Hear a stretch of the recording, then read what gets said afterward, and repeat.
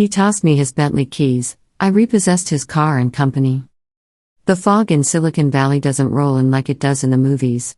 It sits on you, heavy and damp, smelling of eucalyptus and burnt venture capital. It was 6:45 a.m. The air was still crisp, the kind of morning where you can hear the hum of the server farms in the basement of Building C if you listen hard enough. I love this time of day. It's the only time my campus feels like mine before the armada of Teslas and Rivian invades, bringing with them a tidal wave of matcha and unearned confidence. I was walking the perimeter of the plaza, checking the landscaping. My late husband, Robert, used to say that you could judge the health of a company by the state of its hydrangeas. If the irrigation is broken, the cash flow is next. I stopped by the main entrance of the flagship building, the glass monolith that currently housed Vertex AI, flavor of the month startup that had leased the top 3 floors 6 months ago. That's when I saw it. A Bentley Continental GT matte black wrap, custom rims that probably cost more than my first house. It was parked diagonally across 2 spaces. Not just any 2 spaces, but the striped loading zone in my spot. The one with the faded white stencil that reads reserved to Mercer. I stood there sipping my black coffee from a thermos that seemed more job sites than a union foreman, just staring at the audacity of it. The engine was still ticking, cooling down. It looked like a bruised beetle sitting on my asphalt. Suddenly, the glass doors of the lobby swung open. Out walked a man who looked like he had been generated by an AI prompted with arrogant tech director 30s Adderall addiction. He was wearing a vest that was too tight, loafers with no socks, holding 2 iPhones. This was Devin, the new director of operations for Vertex. I'd seen his picture on their website, usually captioned with a quote about disrupting paradigms. He didn't look at my face. Men like Devin never look at the face of a woman over 40 unless she's holding a checkbook or a subpoena. He looked at my work boots, practical leather, steel toe, and my heavy canvas jacket. He saw the ring of keys clipped to my belt loop. "Hey you!" barked, not breaking stride. I turned slowly. "Excuse me, your facilities, right, or valet, whatever." He stopped 5 feet away from me, scrolling on one of his phones. "I'm late for a scrum. Park this and don't scratch the rims or I'll have your job." He tossed the keys. It was an underhand toss, lazy and dismissive. The heavy fog arched through the morning mist. Time seemed to dilate. In that second, I had a choice. I could catch them. I could explain who I was, could explain that I own the asphalt he's standing on, the building behind him, and technically the air he's currently polluting with his cologne. I didn't move my hands. I didn't flinch. I just watched the fob hit the pavement with a satisfying crack of plastic meeting concrete. It skittered across the ground and landed in a puddle of condensation dripping from the hydrangeas. Devin stopped scrolling. He looked at the keys, then at me, his face twisting into a mask of pure and adulterated shock. It was the face of a toddler who had just been told no for the first time in his life. "Are you deaf?" he screamed, his voice cracking. "Pick them up. That is a $200,000 machine." I took a slow sip of my coffee. "It's parked in a towaway zone," I said, my voice calm, flat, the voice of a woman who has buried a husband and negotiated commercial leases in a shark tank. "And you dropped your keys. I tossed them to you. You're the help." Stepped closer, invading my personal space. He smelled of stale energy drinks and expensive moisturizer. "Do you know who I am? I'm the director of operations here. I could buy and sell you before lunch." I smiled. It wasn't a nice smile.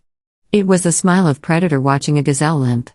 "I suggest you move the car, Devin. The tow trucks in the city are predatory. They don't care about your job title." "Screw you," he spat.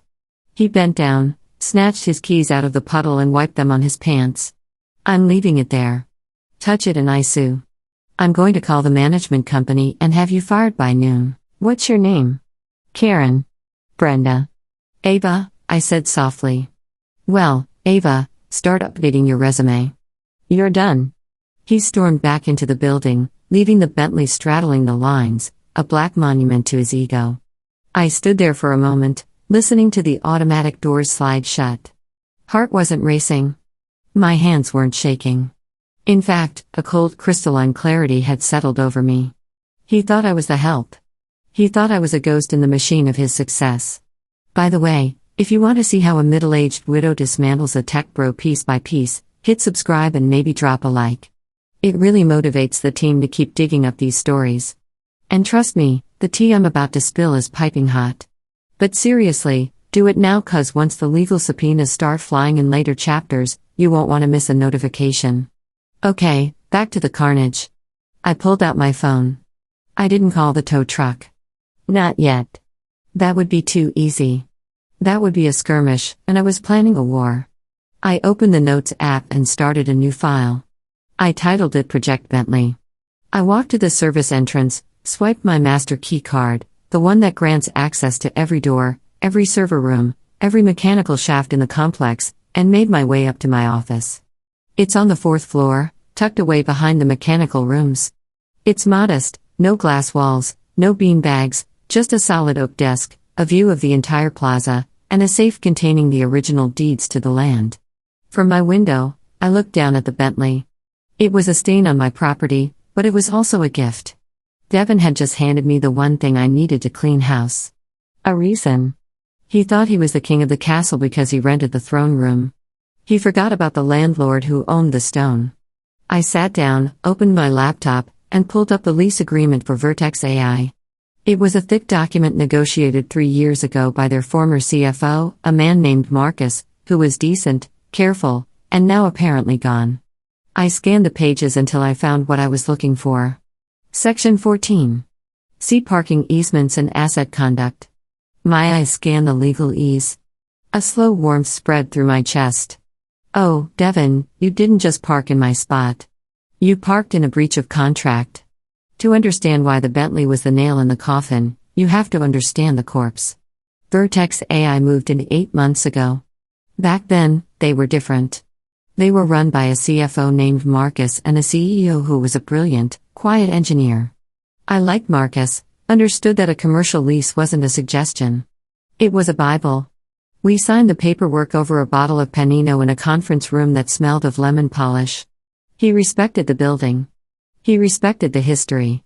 But in Silicon Valley, companies age in dog years. 6 months ago, Vertex got a massive injection of Series B funding, $50 million.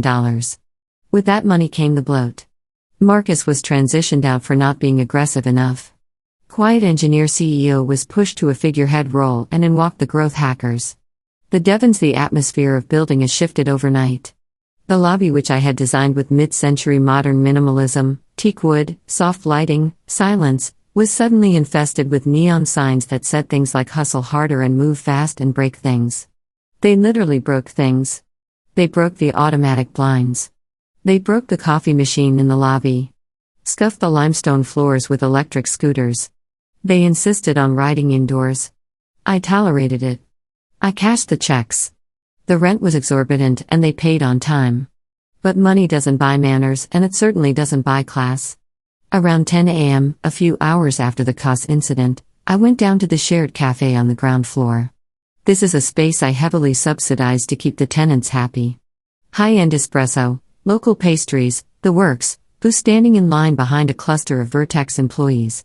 They all looked the same. Patagonia vests, Allbirds shoes, and the frantic energy of people who are paid to panic. Devin was at the front of the line. I could hear him from 20 feet away. What do you mean you're out of oat milk? His voice wasn't just loud, it was performative. He wanted everyone to know he was inconvenienced. The barista, sweet girl named Sarah, who was working her way through a master's in sociology, looked terrified. I'm sorry, sir. The delivery is late. We have almond, soy, macadamia, and regular. I don't do almond. Almond is bad for the bees, Sarah. Do you hate bees? Devin leaned over the counter, tapping his platinum credit card on the marble. I pay a premium for this office space. That premium includes oat milk. It's in the SLA. I stood there blinking. It was definitely not in the service level agreement. I wrote the SLA. It covers HVAC uptime, security patrols, and elevator maintenance. It does not cover the specific nut juice preferences of mid-level management. I can check the back again, Sarah stammered. Don't check. Fix it. Send an intern to Whole Foods. I don't care. Just give me my coffee or I'm going to have a chat with the building management about the vendor quality here. I stepped forward, adjusting my heavy jacket. I looked like a janitor. Remember, sir, I said, pitching my voice low and deferential. The grocery store is 2 blocks away. Maybe one of your team could run over. Devin spun around. He didn't recognize me from the parking lot incident immediately. Or maybe I just barely registered as a human being to him. He squinted. Oh, you again. The valet? Did you park my car? The car is where you left it, I said. He laughed, a sharp arcing sound. Useless. Everyone in this building who isn't writing code is useless. He turned back to Sarah. Cancel the order. I'm tweeting about this. This place is a dump.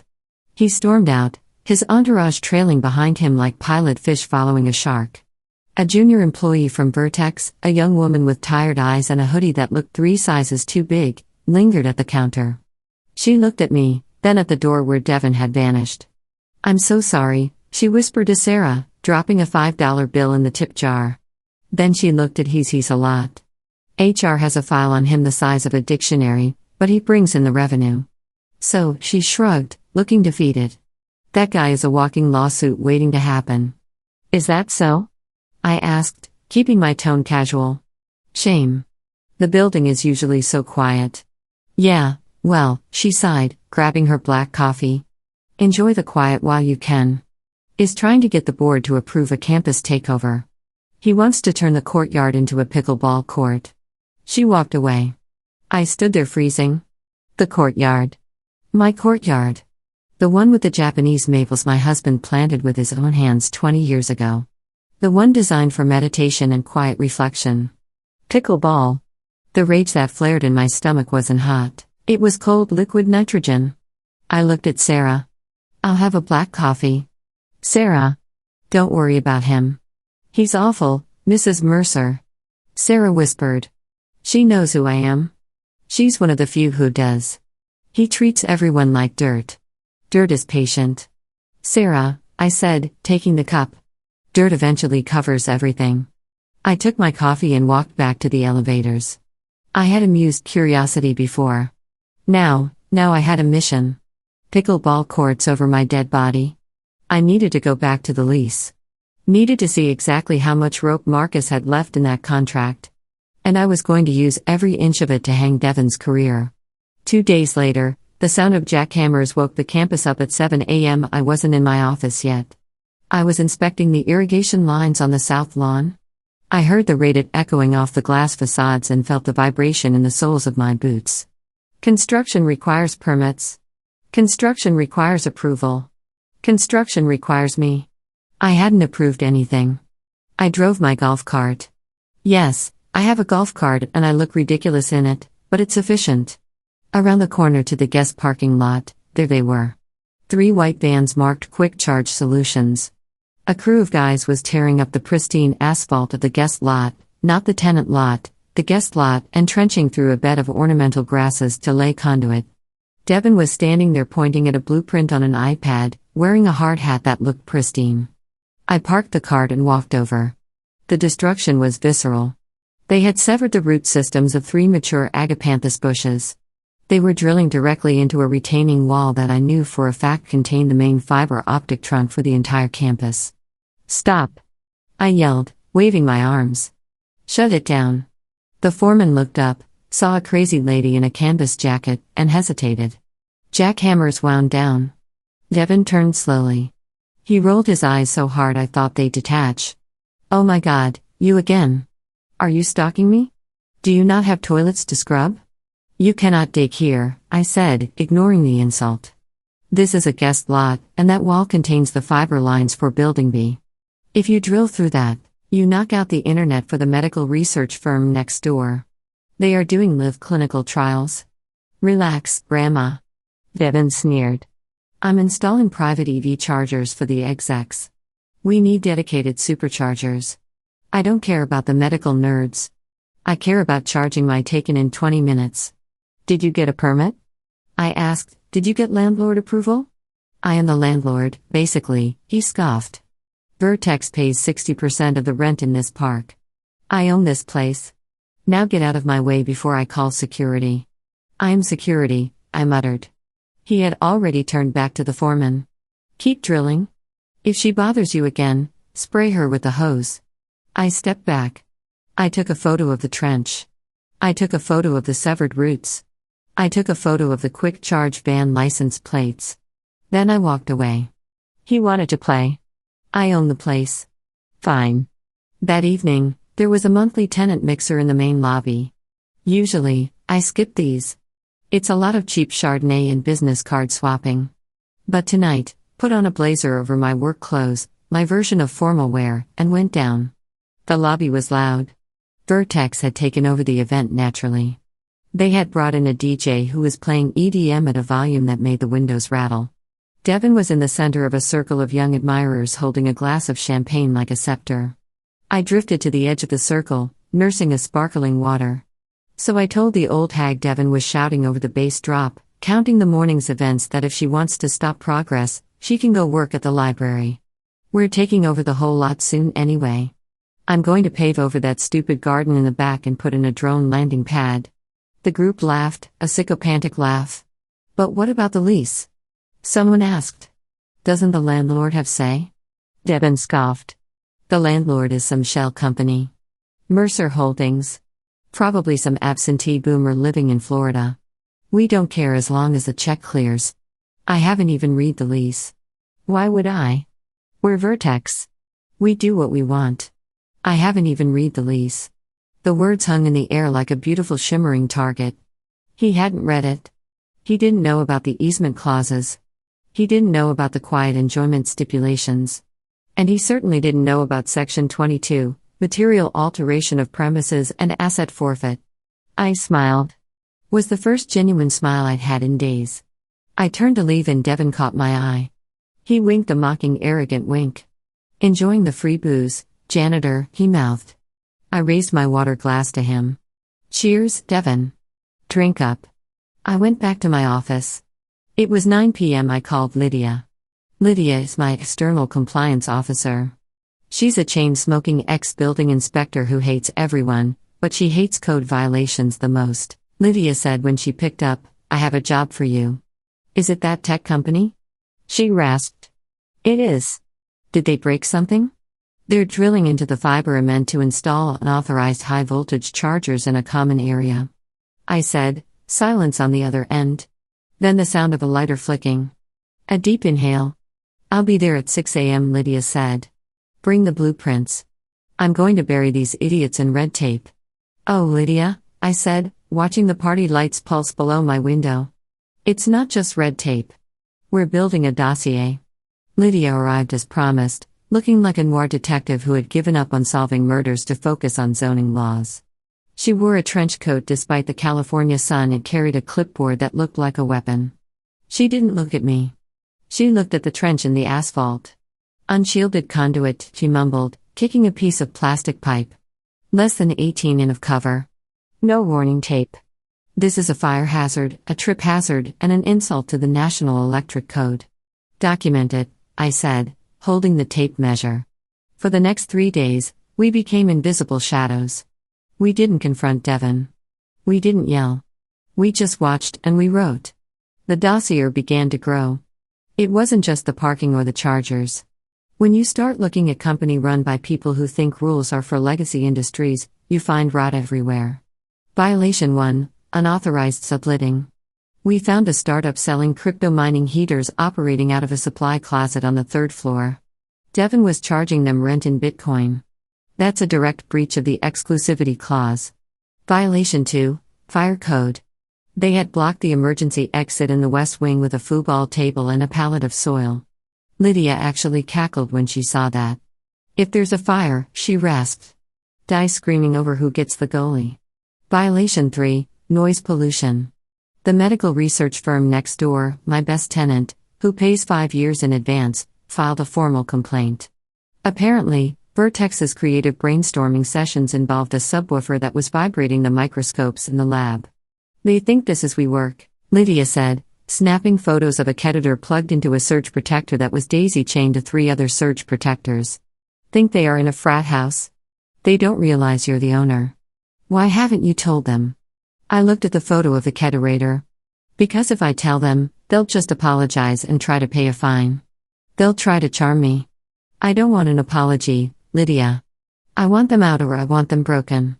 You're enjoying this, she accused, scribbling furiously. I'm protecting my asset. I lied. I was enjoying it. I was enjoying the feeling of the trap snapping shut. Turning point of the investigation came on Thursday. I was in the lobby polishing the brass handrails. Yes, I do that sometimes. It calms me when I overheard Devin on the phone. He was pacing loud as always. Yeah, the board is pushing back on the burn rate. He was saying, but I told them we have the facility locked down. I told them we own the lease on the parking structure. Yeah, I lied. Who cares? They are in New York. Not going to fly out here to count parking spots. As long as the valuation holds until the IPO, I'm cashing out. I froze. My polishing cloth stopped moving. He wasn't just a bad tenant. He was defrauding his own investors. He was claiming assets he didn't have, specifically my parking structure, to pump up the company's valuation. I went back to my office and called my lawyer, intense, sharky man named Soulful named Arthur. Arthur, I said, hypothetically, if a tenant claims ownership of common areas to secure funding, and those common areas are explicitly defined as landlord-controlled in the lease, is that just a breach or is it fraud? Arthur chuckled. Ava, that's piercing the corporate veil that exposes the officers to personal liability. Why? Who's being stupid? Vertex, I said. The AI guys, I thought they were the next unicorn. They're a donkey in a party hat. Arthur, I need you to prep a notice of default. But don't send it yet. I need one more thing. What? I need him to do it again. I need him to claim the property in front of a witness I can use. You're scary when you're quiet, Ava. I'm not quiet, Arthur. I'm just muted. I hung up. The dossier was too in thick. Photos, D-cell readings, fire marshal reports, and now the hint of securities fraud. But I needed the kill shot. Needed him to disrespect the property in front of the money. And because the universe sometimes rewards the patient, I saw the schedule on the lobby monitor. Friday 2 p.m. Vertex AI International Investor Walkthrough. Perfect. Friday afternoon. The sun was high and brutal, bleaching the color out of the asphalt. A fleet of black subs pulled up to the main entrance. This wasn't the usual Uberlux crowd. This was serious money. SoftBank money. Sovereign wealth fund money. Men in suits that cost more than my car. Stepping out into the heat, looking skeptical. Devin was waiting for them. He had actually put on a jacket, though he paired it with sneakers. He was vibrating with manic energy.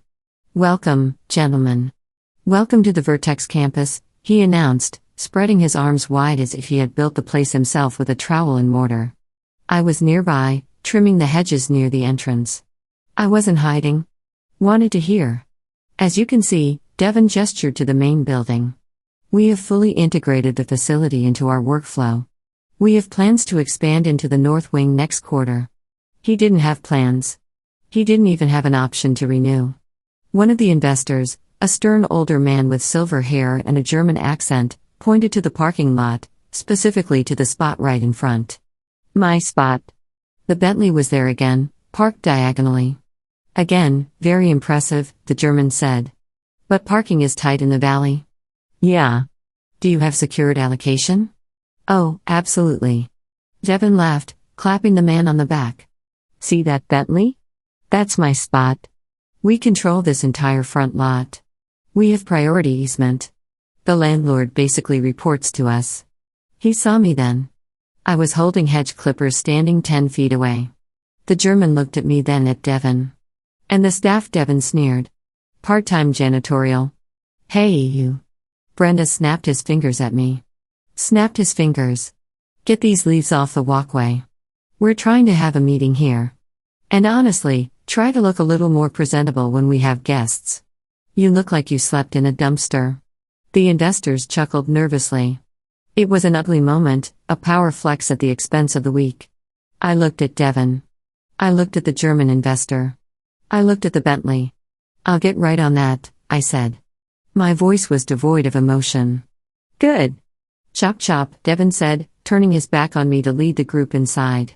Now, if you'll follow me to the server room. They walked inside. The heavy glass doors clicked shut.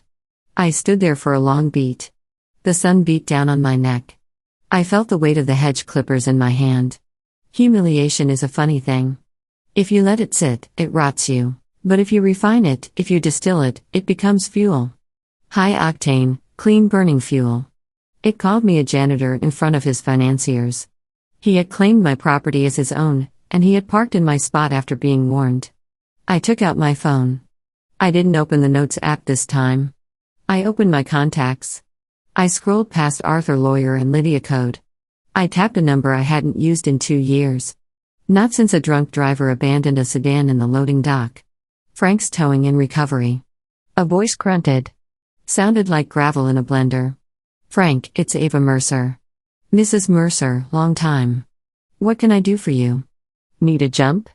No, Frank. I have a vehicle on the property in violation of posted signage. Unauthorized use of a reserved space. Repeated infractions. Make model Bentley Continental GT. Matte black. Frank whistled. Oof, that's a heavy beast. You want it moved to the street? I looked at the building. I could see Devin in the lobby through the glass, gesturing wildly at a mural.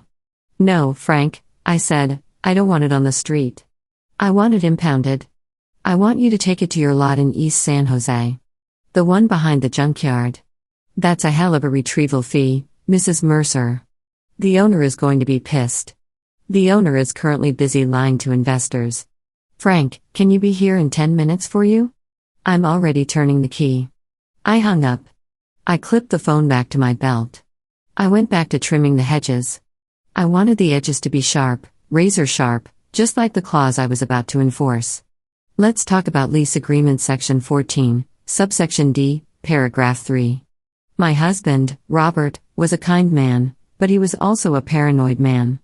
He grew up poor, and he believed that if you gave someone an inch, they would take a mile, then sue you for the cost of the ruler. When we drafted the standard commercial lease for the campus, Albert insisted on what he called the clause. Legally, it's known as a lien on personal property for breach of easement. It states in very fine, very binding print, in the event of repeated documented violations of parking assignments, common area usage, or safety protocols, the landlord reserves the right to remove offending property at the tenant's expense. Furthermore, should said violations coincide with arrears or material breach of contract, landlord may hold said property as collateral against damages. Devin hadn't just parked in my spot. By installing those EV chargers without a permit, he had caused estimated damages of $40,000 to the electrical grid and landscaping. By operating a crypto mine, he had spiked the unmetered utility usage. Technically, Vertex owed me close to $65,000 in damages and penalties. Bentley was worth $200,000. It was perfect collateral. Frank arrived in 12 minutes. His truck was a monster, a flatbed Ford F-550 with chains that rattled like the ghosts of repossessed Civics. That the beauty? Frank asked, leaning out of the cab. He was chewing on a cigar that wasn't lit. That's it? I said, pointing with my shears. Key. No key. Drag it. Frank grinned. Music to my ears. The process was violent and beautiful. Frank didn't play nice. He hooked the winch onto the Bentley's rear axle. Because the car was in park and the parking brake was on, the rear tires locked. The winch screamed. The Bentley groaned as it was dragged, tires screeching against the asphalt up onto the flatbed. It sounded like a dinosaur dying. Inside the glass lobby, I saw heads turn. The investors were looking. Devin was looking, but they couldn't hear the screeching through the soundproof glass. Just saw a massive truck hauling away the director's pride and joy. Devin's face went pale. He ran to the glass, slapping it with his palm. He looked like a mime trapped in a box of his own stupidity. Frank secured the chains. Where to? The deep storage lot, Frank. The one with the guard dog that bites. You got it, boss. Frank drove off. The Bentley bobbed up and down on the flatbed, a defeated beast. I went back to my office. I made a fresh pot of coffee. Sat down and waited. 3 minutes later, my office phone rang. It was the front desk. Mrs. Mercer, it's Chloe from Vertex. Devin's assistant. Her voice was shaking. Yes, Chloe? How can I help you? Devin is. He's screaming. He says his car was stolen. He says he's calling the police. He says, you saw it happen. I did see it happen, Chloe. Did you see who took it? I did. Can you tell us? Tell Devin. I said, leaning back in my lap that his vehicle has been secured pursuant to Section 14D of his lease agreement regarding collateral for damages to the property. Tell him it's parked in a secure location pending payment of outstanding liens regarding the unauthorized electrical work and landscape destruction. Silence you. You towed it. I repossessed it, Chloe. There's a difference. Repossession implies I have a legal right to it, which I do. Oh my God, she whispered. He's going to kill me. Won't kill anyone. Chloe, he's a bully and bullies crumble when you take their toys. Now, if you'll excuse me, I have a board meeting to prepare for. Board meeting? You're not on the board. Not your board, Chloe. Not yet. But tell Devin to check his email. My lawyer just sent the notice of default. I hung up. The silence in my office was heavy, but it wasn't lonely. Was the silence of a chess player who just moved their queen into position and is waiting for the opponent to realize the game ended 3 turns ago. News travels fast in a building with glass walls. By 4 p.m., the story of the Bentley wasn't just hallway gossip. It was lore. I took the elevator down to the basement to check the meters. 2 young engineers from a different startup were in the car. They didn't know who I was. Dude, did you hear about Vertex? Wynn whispered, the car thing. Yeah, savage. I heard the landlord is actually some cartel front who tows a Bentley in the middle of a VC tour. Devin is losing his mind. I heard the German investors walked out. They thought it was a repo because the company was broke. I stared at the floor numbers, suppressing a smile. Cartel front. I liked that better than janitor.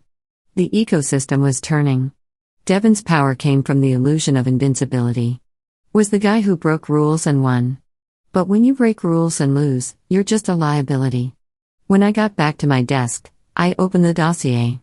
It was time for the next phase. The towing was a physical blow. Now I needed a structural one. I drafted an email, not from me, but from Concerned Tenants Association, an entity that consisted entirely of me and Lydia. I attached the photos of the fire hazards.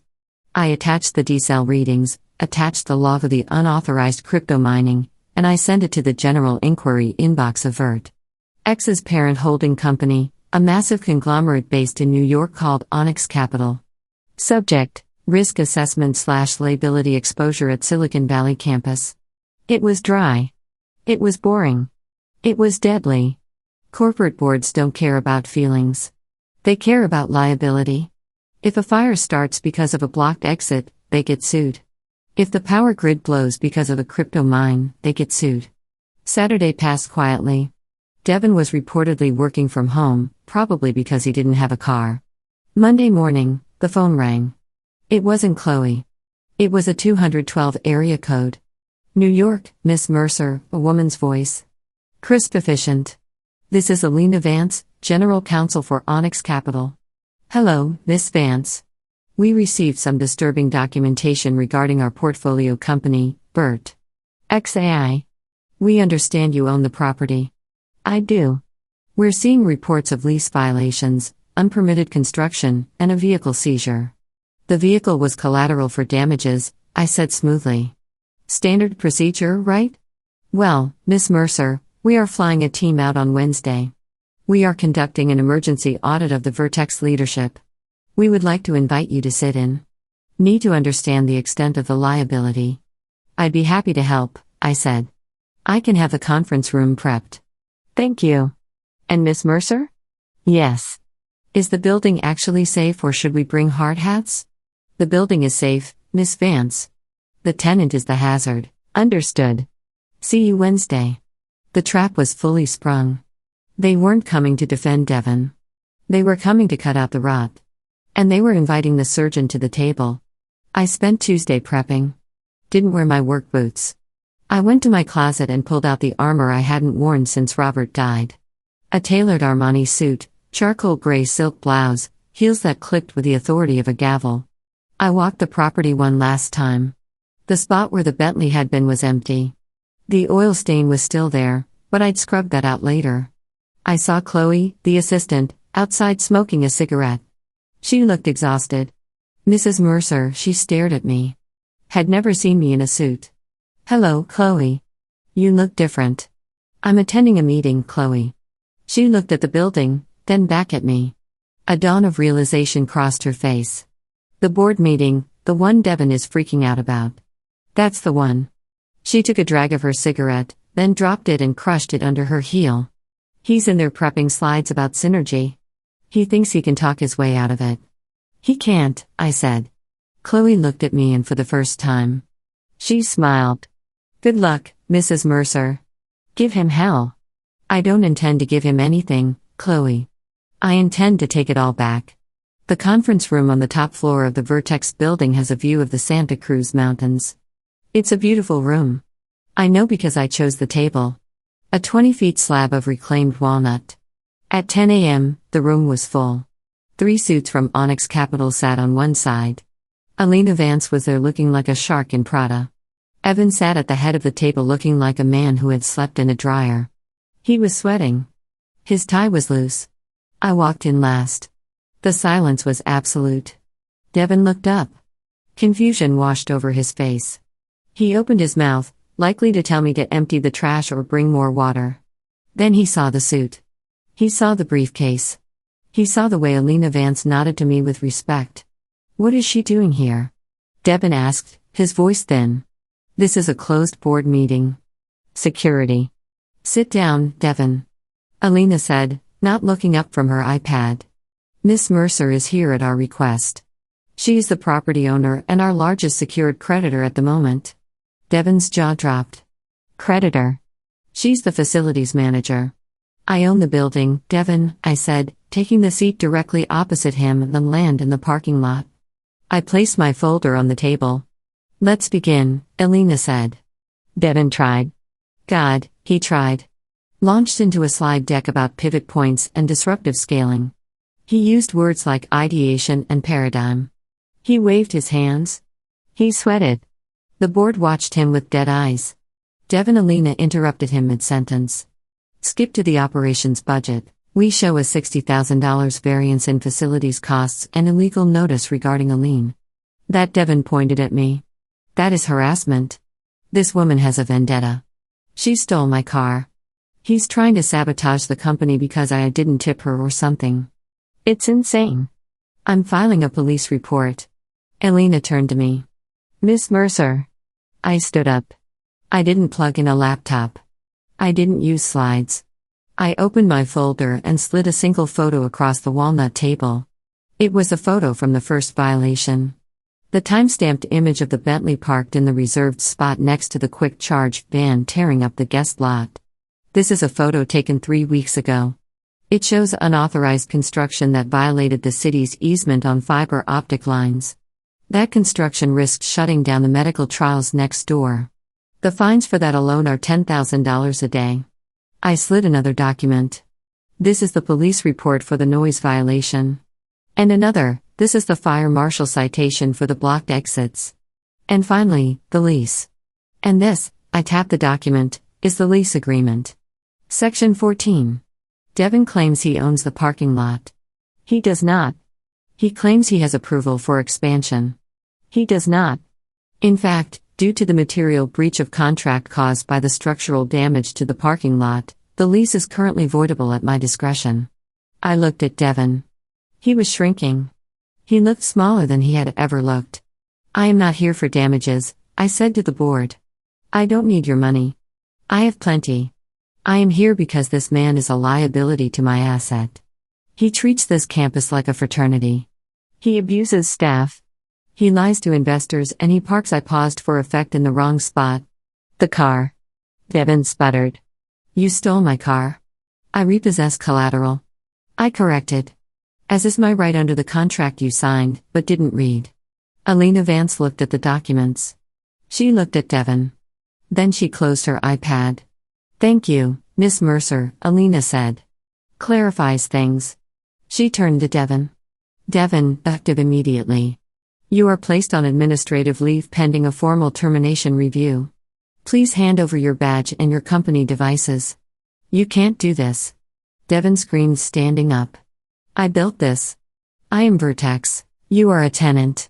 I said quietly. And you're being evicted. Security? My security guards, who I had texted 5 minutes ago, stepped into the room. Please escort Mr. Banks out of the building, Alina said. Devin looked around the room.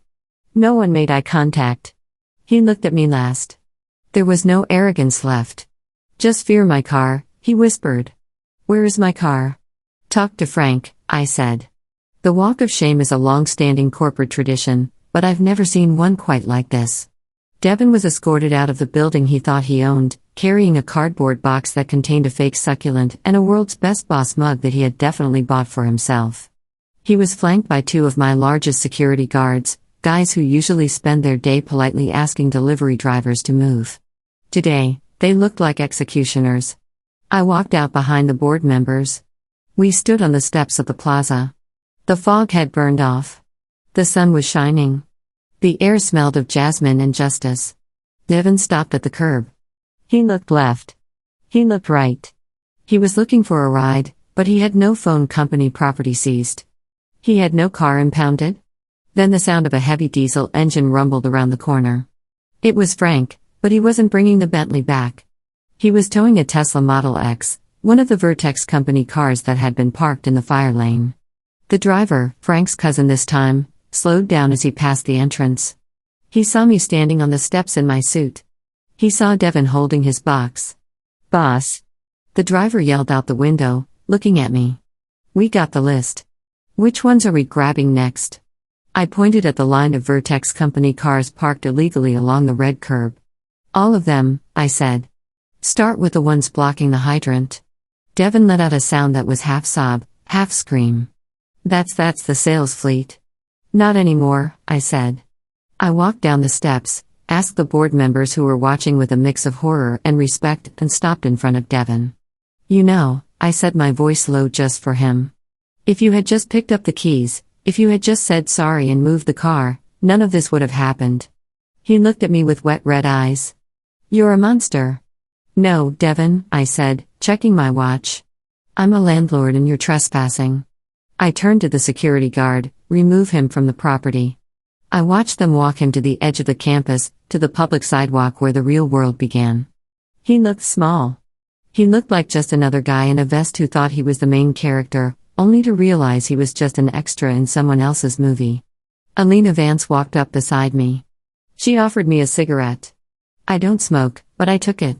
I just held it unlit. Ruthless, she said. We could use someone like you in New York. I prefer the weather here, I said. And the parking is better. We'll appoint an interim director tomorrow, she said. Someone boring. Someone who reads leases. That would be appreciated. She nodded and walked toward her waiting black SUV. I stayed on the steps. I looked at the spot where the Bentley had been. It was empty. The reserved Mercer stencil was visible again, stark and white against the black asphalt. I walked over to my spot. I stood in the dead center of it, pulled out my phone, and opened the banking app. The notification had just come through. The penalty fees from Vertex had been wired by Onyx Capital to clear the lien, $65,000. I transferred it immediately to the Campus Beautification Fund. I was going to plant more hydrangeas, maybe a few prickly pear cactuses right along the guest parking spots, for texture. I looked at the empty spot. I took a deep breath of the eucalyptus air. My dignity hadn't left. It had just been parked in the garage for a while. And now I was back in the driver's seat. I walked back inside. There was a scuff mark on the floor where Devin had dragged his feet. Sarah, I called out to the girl at the coffee bar. Yes, Mrs. Mercer, she beamed. Get a mop, please. And then, bring me an oat milk latte on the house. We just got a delivery, she said. Perfect, I smiled. I'll take it in my office. I had a lot of paperwork to file and a new lease to draft. This one was going to have a very special clause about key tossing. End of thread. If you enjoyed watching a tech bro get deconstructed, you know what to do. But seriously, read your leases, people, and be nice to the janitor. She might own the building. Places don't hand out justice memos, but somehow it always finds the right inbox. This story was proof that quiet moves beat loud egos every time. Thanks for listening. See you next time.